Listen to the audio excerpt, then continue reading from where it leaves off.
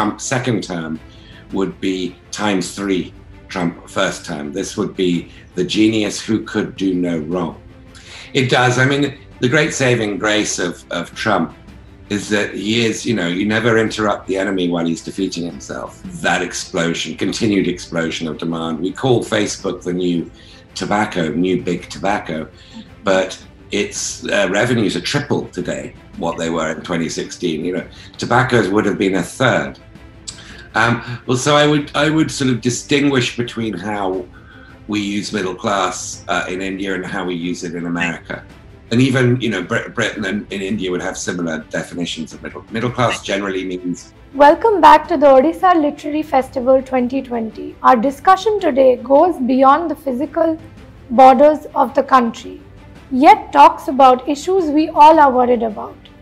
This year's US elections was nothing short of a nail-biter, but the last 4 years have been strenuous for free speech in America.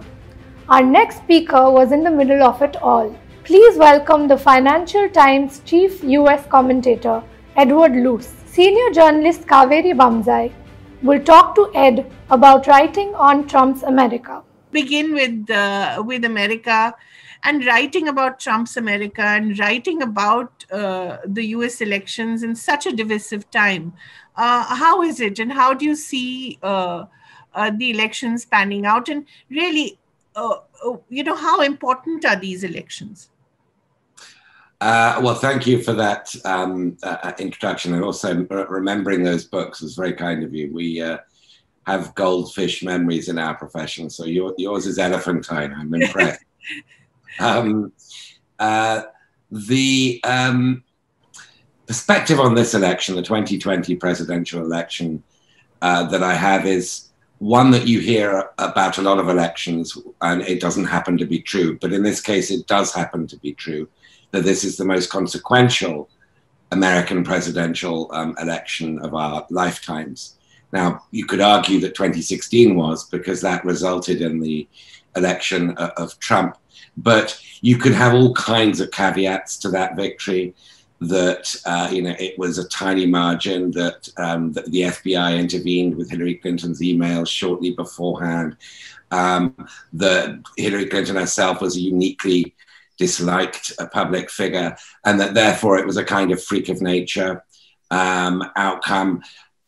His re-election would confirm that America wants him, and that this is a profoundly different direction on which it's going. And I think Trump's second term would be times 3 Trump first term. This would be the genius who could do no wrong, and therefore to whom there are no limits on the actions and power that he can use. And so I think it would be, if not the end of the Republic, it would be the end of liberal democracy as we know it, a Trump re-election. So it is, I think, the most important election in our lifetimes. That said, I don't think he's going to win, or at least I don't think he's going to win by free and fair means. The attitude he's got, Trump's psychology in his head, is that either he wins or he goes to jail. Now, that might not in reality be true. All that matters is that that's what he thinks, and therefore his back is to the wall. I don't think there are any real limits on which norms he would break. And therefore, an election that is close enough, where Biden's margin of victory in the popular vote wasn't large enough to close down all argument next week, is one, I think, where Trump will see an opportunity to throw dust into people's faces, to contest results, to stop the counting, to get paramilitaries around polling stations, and to try and somehow leverage a victory from the jaws of defeat, in which case we are in, constitutional crisis territory. I have no prediction which of those two it will be. The only safe prediction I have is that Biden will win considerably more of the popular vote than Trump. But in this system, that's not much of a guarantee. Ed, regardless of that, the age of resentment is truly upon us, isn't it? I think regardless of who wins, all around the globe, we see this, whether it's Brexit or whether it's in India. Every leader in power portraying himself or herself as the victim, despite being in power, which makes no sense, that they're the outsider, that they're the people who've sort of broken through the elite, and they're the ones who've been marginalized and forgotten for so long. So the age of resentment doesn't seem to be ready to go away. No, I don't think it is, and I think that even if Trump is defeated, Trumpism will live on. Exactly. And the Republican Party will remain chiefly a Trumpian vehicle. I mean, if you look at the volume of fake news, of sort of easily attributably fake news that has been clicked and liked and shared on the social media platforms, particularly Facebook, but also YouTube and Twitter, we're seeing something like 3 times the volume in 2020 in America as we did in 2016. So the demand for news that stokes your resentments or your conspiratorial view of the world, that these very sort of beguilingly simple explanations for, what are ploddingly sociological reasons for why your life is stuck.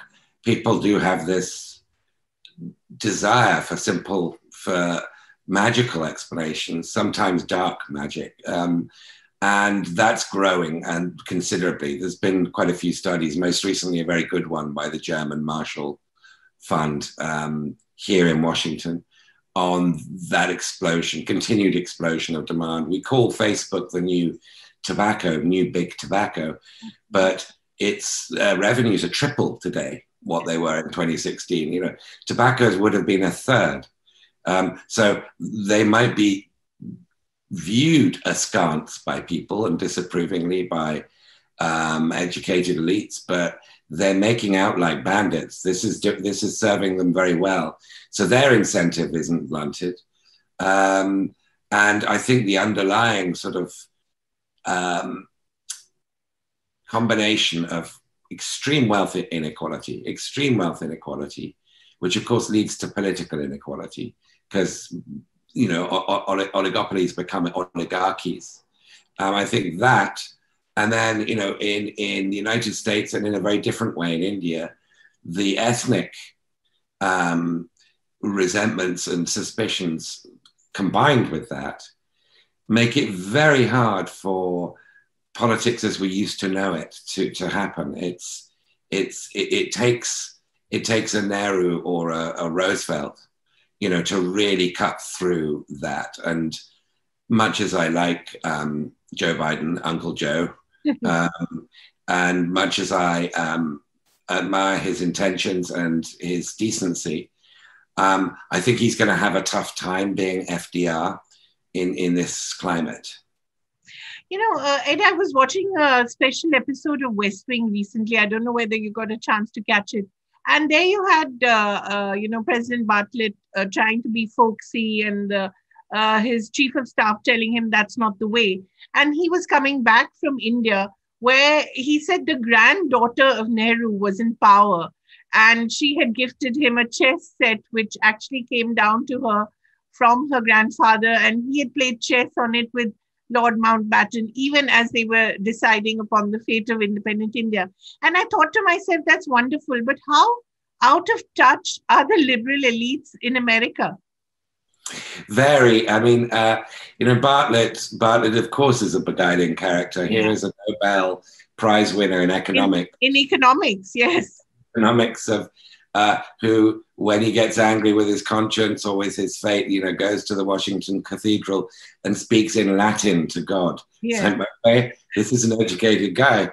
The liberal elites, and I think the Democratic Party in general, have a curiously strategic obsession with the White House.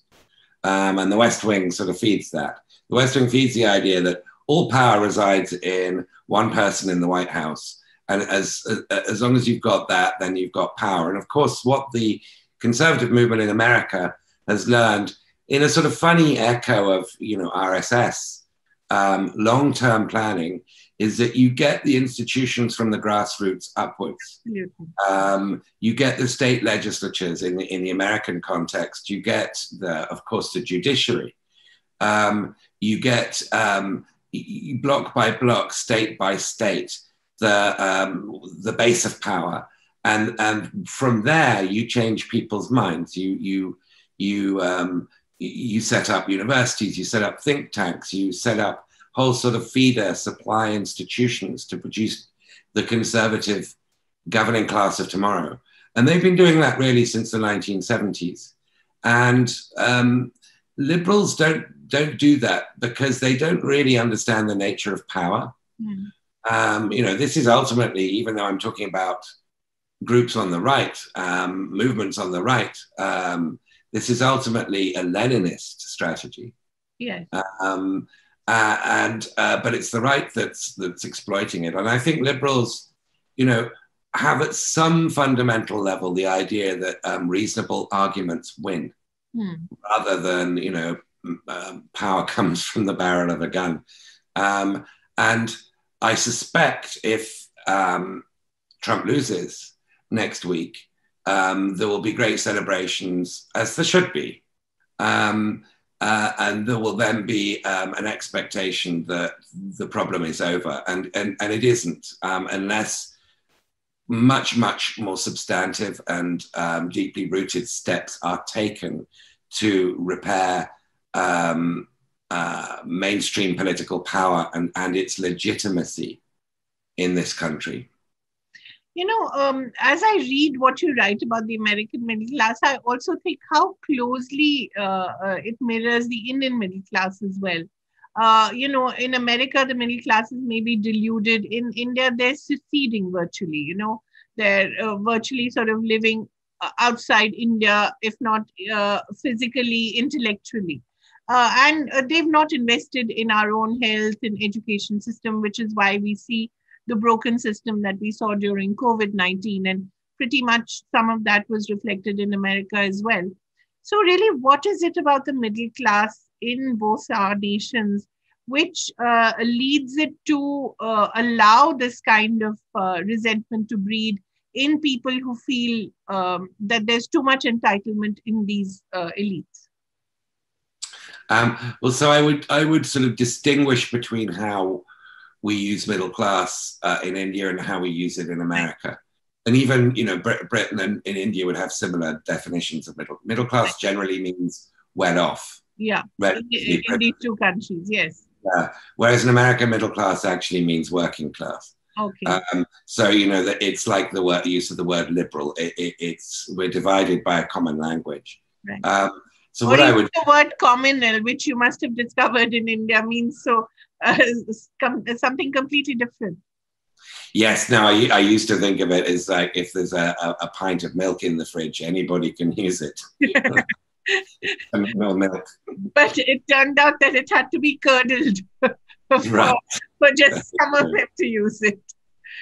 Very true. Now so I think that the elites in the financial elites across the world are essentially seceding, detaching from their national politics.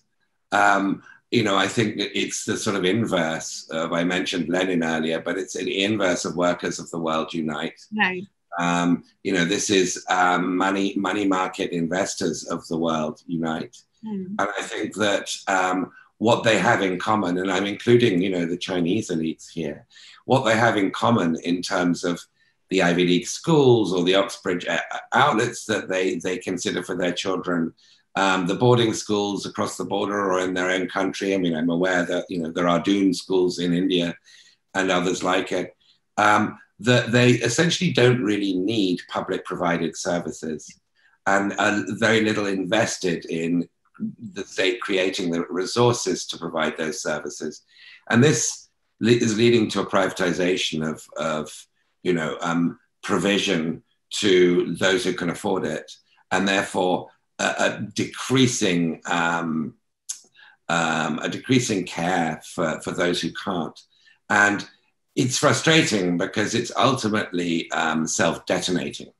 It's ultimately going to undermine the security and the wealth and the future of the children of these elites, because they can't sort of secede to Mars. There is still one Earth, and political instability of the kind we've been seeing in recent years, but I think could be worse in coming years, is not good for anybody's assets or investments. So I'm not appealing here to their morality, warmth or humanity, exactly, simply to their self-interest. That this is something that will hoist them by their own petard eventually. And how do you explain this? Well, I guess selfishness and greed has to come into it. But it's the short-sightedness I'm focused on. Right. And this short-sightedness, Ed, I don't know if you've been paying attention to what's happening in India. This short-sightedness is leading to a country which is really at war with itself, which is really decided that, to hell with the economy, to hell with what's happening, to hell with our broken health and education system. Let's focus on something completely different and focus all our hatred on the other, defining it in whatever way possible, by caste, religion, whatever minority comes their way. So the focus is really entirely on that. How do you explain it? In their own self-interest, it's not good for them, because even the trains are not running on time anymore. Yeah, eventually people do get punished. Populists do get punished for not providing solutions. Eventually, I say, they're pretty good at scapegoating others for their own failure. That is a great political skill. And I think that communalism, particularly as regards Muslims, is a spectacular scapegoat. It's sort of worked in many situations. And, you can conjure up great fears of Islamism. You can create self-fulfilling prophecies by radicalizing young Muslims, by excluding them from opportunity.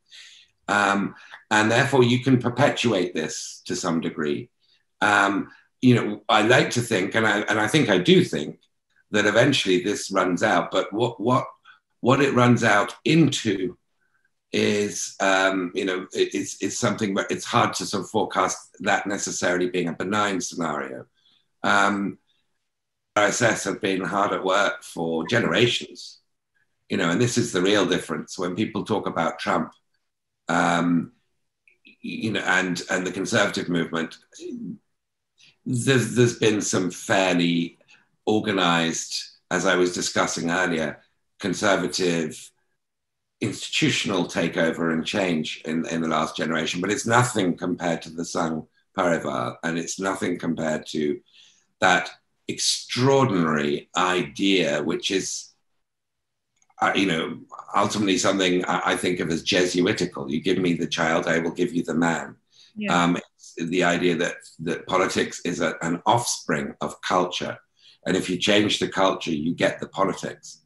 And I think that's what the Sangh Parivar has been doing for, particularly in northern India, but in many parts of India for a very long time, trying to rewire the Indian brain to the extent that it can make any number of mistakes that others would be punished for much, much more immediately in the political arena. It can get away with because it owns these people. I'm still puzzled, and I share the premise of your question as to why you wouldn't want sort of basic functioning, in the other spheres of life. Yes. And all I can assume is because there is ultimately quite a nihilistic impetus behind this, that it's never really been about Hinduism. Hinduism is a wonderfully syncretic, malleable, debatable, and sort of multifaceted phenomenon. This is, about creating a cartoonized monotheistic version of Hinduism that is directed at others and that is premised on being directed at others. And So if the ultimate fuel here really is resentment and fear of others, then it can only the logic suggests it can only end in conflagration. These things don't end with, like, you know, sitting down around a negotiating table and, you know, splitting differences. It's not of that nature. It's a civil war. You know, we always sort of think of conventional civil wars. I don't think the 21st century conflict is going to resemble 19th or 18th. I think it's going to be slightly different. I mean, it could be. I feel a little bit at sea trying to predict exactly. Oh, we'll probably just aim tweets at each other and hope we'll all die. Right. Yes, we do have the option of muting people's accounts, which I think is far more effective than blocking. People want to be blocked. They want to know you can't hear them. Exactly. Don't let them know you can't hear them. Yeah. So, you know, when you talk about Trumpism surviving, I was wondering, as an outsider, you're an outsider. You were, well, a sort of outsider in India. You're an outsider in America to a great extent. How difficult or easy does it get to write about their politics? Does it make it easier? You have that perspective of, of distance? I mean, I've been in the States now for 14 years. And, you know, my accent doesn't reflect it. I still sound British. I mean, I joke that that's the only gene I have in common with Henry Kissinger. It sounds like I just arrived. And then I was in India for 6 years. And then before then I was here. So I've actually spent more of my adult life in outside, well, even in America than in Britain, if adulthood begins at 18. So I don't feel like a sort of complete outsider with hayseed in my hair. You know, I know a lot of people and have been through many cycles. But I think sort of, if you're not American, you're not as easily prey to some of the slightly more saccharine narratives that Americans, for good reasons and bad, are prone to. There is a little bit of a sort of yearning for that Hollywood ending. And I think it's you can be a little bit more analytical if you're a little bit more emotionally detached from what's going on. You know, that said, I am emotionally very invested in this democracy saving itself. We talk about sort of pleasure from other people's misfortunes. I would have undisguised schadenfreude at seeing the back of Donald Trump, particularly if he's in handcuffs. But I think that's a bit of a fantasy. But so I think it helps. It can help. But you know, you need to travel in this country, and during COVID, that's very restricted. Right. So, how has COVID treated America? Has it become more polarized? We saw the Black Lives Movement from a distance. It seemed very angry. Has it become much more, has it become angrier? It's become angrier. I mean, when I arrived here, America was already pretty polarized. But I've never felt a level of toxicity like this, you know, and it gets in the bloodstream. It's very hard to ignore it. You can't shut it out. There is a sort of bad temperedness about everyday life. There's a clear sort of yawning mistrust of institutions and of people on the other side.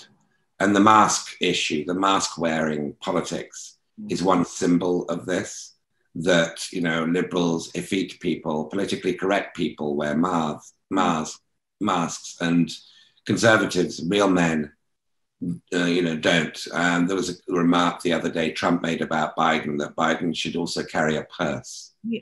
It was a very, you know, you're like a woman, you're wearing a mask. Yeah. And this absolutely, you know, awful ad of that boy who stutters, you know, such terrible below the belt stuff. I mean, he did that to Hillary as well, but I think this perhaps crosses another line altogether. I don't know. What do you think? It does. I mean, the great saving grace of Trump is that he is, you never interrupt the enemy while he's defeating himself. And that's been Biden's strategy, really, is just give Trump enough rope. And Trump keeps asking for more rope. He doesn't understand that that this isn't about him all the time, but he makes it about him all the time. If he were talking, as recently as earlier this month, after he got COVID and was hospitalized, if he used that as a moment to say, look, I'm taking this much more seriously now. I realize most of you in America don't get the quality of medicine I'm getting.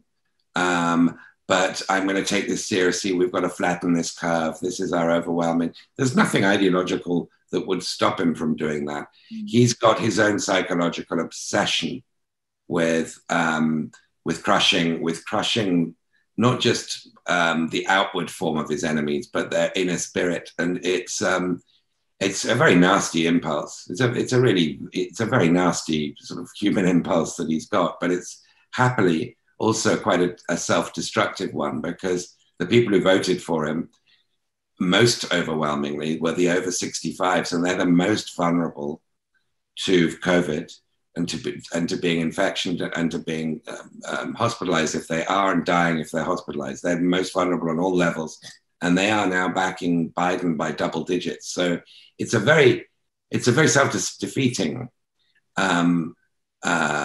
sort of ad hominem campaign that he's running. And Biden's wise, I think, just to basically keep his mouth shut and let Trump continue talking.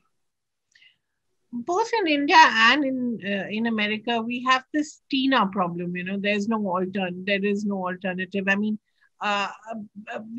perhaps if there was someone who was a little more energetic than Biden, a little more, a little more charismatic, perhaps, it would make the choice easier. You have the same problem in India. Do you see that as something that we share?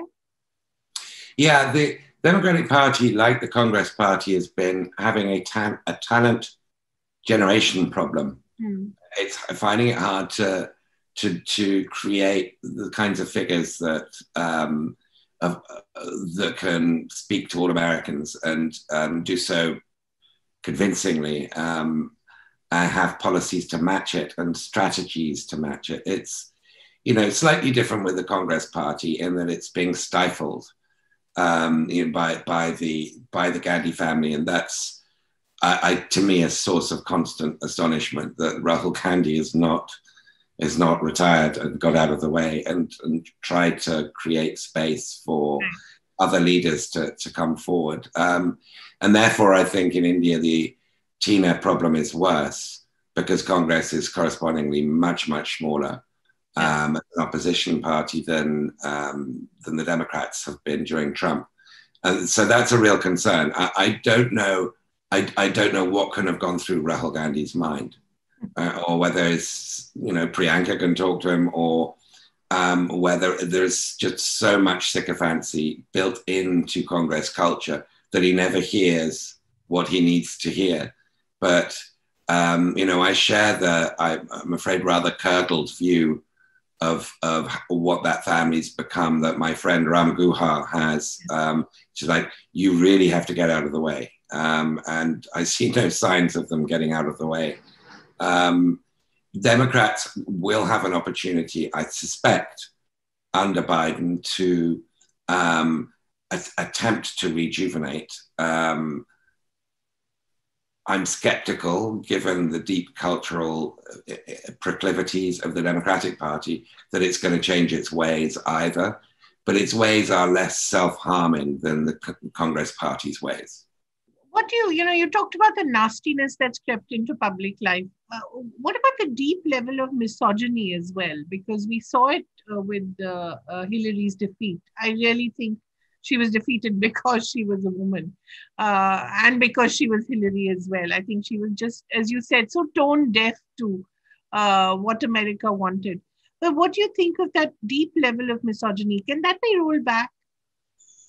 So it's, I think, bound up with fear of a multiracial society. I mean, really, if you look at ultimately what the conservative movement has become in the United States, it's increasingly a white majority that thinks of itself as a minority, and believes all this demographic destiny stuff, that they will be in a minority by the 2040s, which is actually not.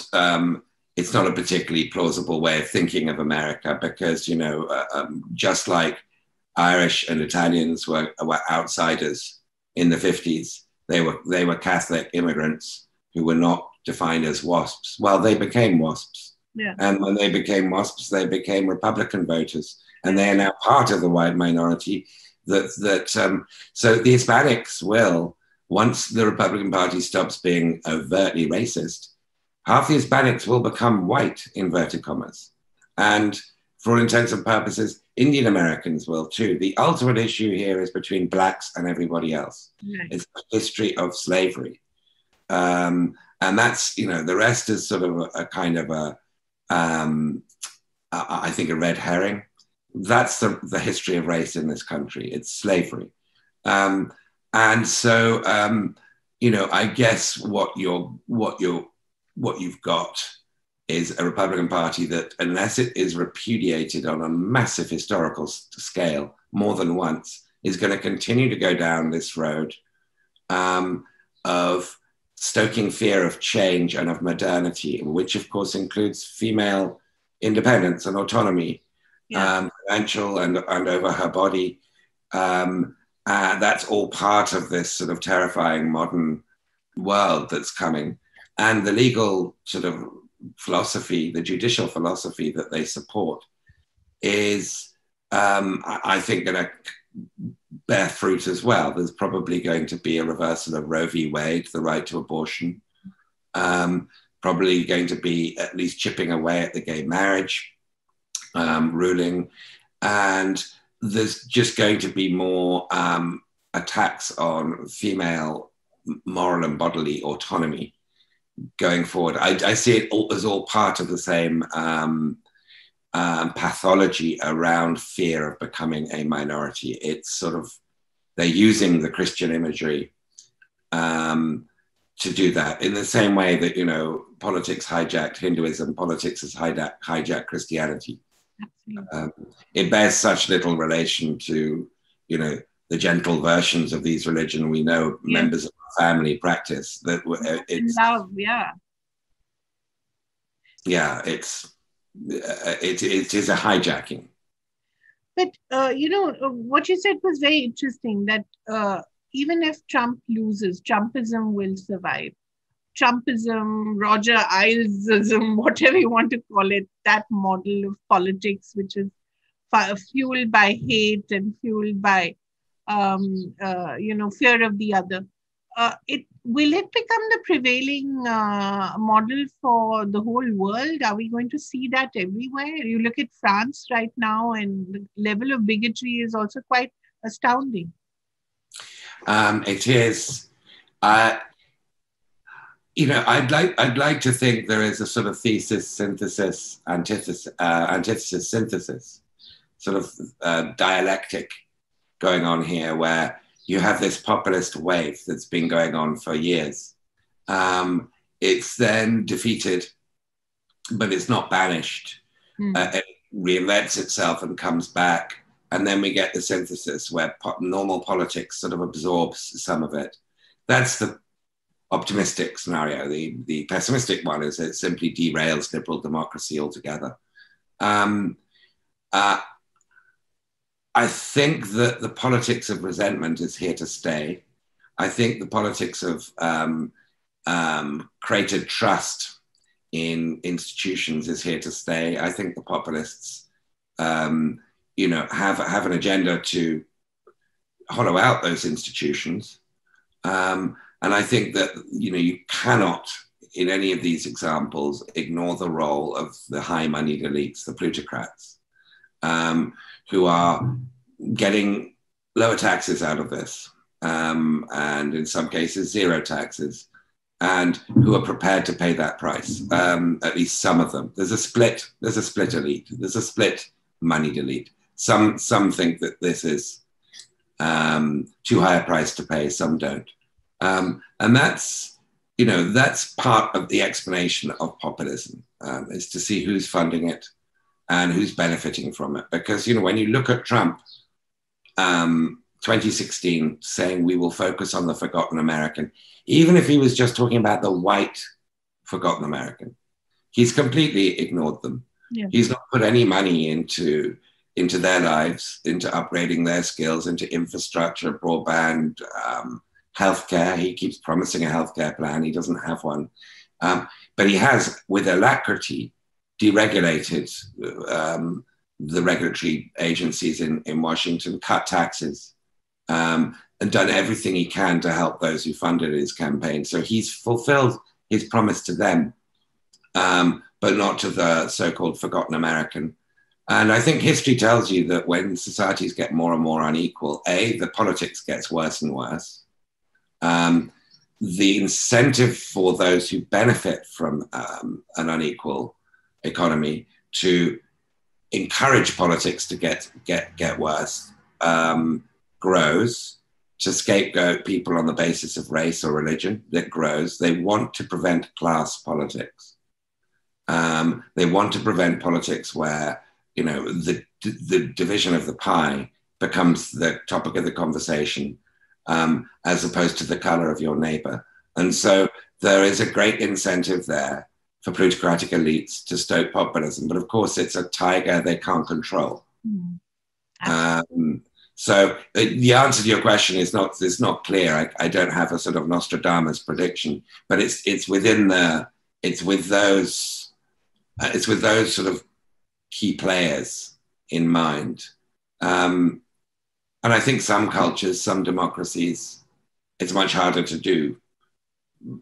It's much harder to do partly because they're less diverse. There's less raw material for scapegoating. Right.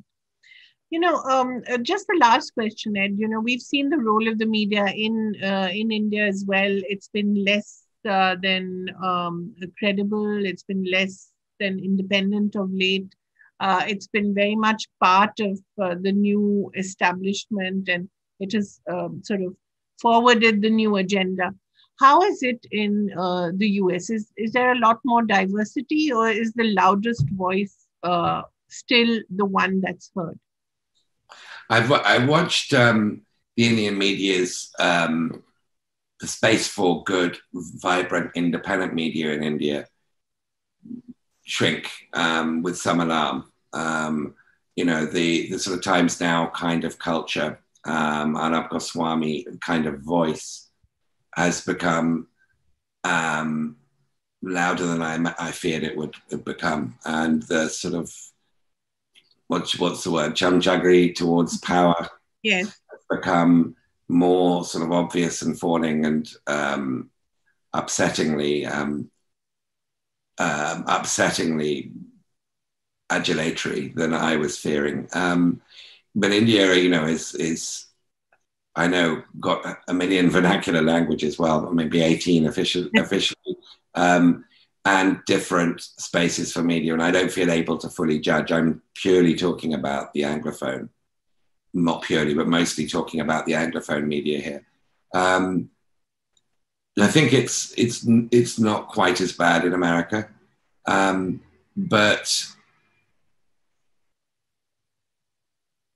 it's got a lot worse. The direction is the same. The direction is the same. The number of people who are bypassing official media, established conventional media, altogether keeps growing. Yeah. And that's a concern. So the sort of business model of independent media is shakier than it's ever been. There are certain really sort of big brands like the New York Times, or the Financial Times for that matter, that can survive in that. But no, at the local level in the States, there's been complete decimation. Yeah. Complete decimation. And you need to, I don't know, you need to tax Facebook. You need to take some of this back and invest in local journalism. There are more than enough journalists in DC. I'm not worried about DC being covered. Yeah. I'm worried about the world being covered and the states being covered, above and below and around. We're all 7-year-old kids chasing the same football in Washington. Absolutely. But the rest of the field is clear. There are no players on it. And COVID, as you said, makes it so much worse. You can't even travel so much anymore. For a journalist, how tough is that? Especially during the elections. We just Zoom, we travel virtually, which is not the same thing. Not the same thing at all. Thank you so much, Ed Luce, for being so lucid as always, and a pleasure to talk to you. And I think there's obviously going to be a new book in the offing, perhaps after the election. Are you working on one? I am. I'm working on a longer biography of Zbigniew Brzezinski, who was Yes. America's national security advisor, but also one of the grand strategists of American foreign policy when America used to have a foreign policy. Why did you choose him, Ed? In my view, he's as big as Kissinger? He's but less well known. So there's enormous space there to explain his life. And it's a fascinating life. He grew up in Poland before the Second World War, and didn't speak a word of English till he was 15, and then invented much of the modern English vocabulary of statecraft. So he's a fascinating figure who's much less well known than he should be. Great. Thank you so much. I look forward to reading that as well. And come back to India and write a sequel. I would love to, when permitted. Yes. Thank you very much. Thank you. We hope you loved this session. Thank you for watching. You can catch the schedule for OLF 2020 and watch all the other sessions at www.newindianexpress.com and www.eventexpress.com. If you're more of a social media person, catch these clips live on our Facebook, Twitter, and YouTube channels.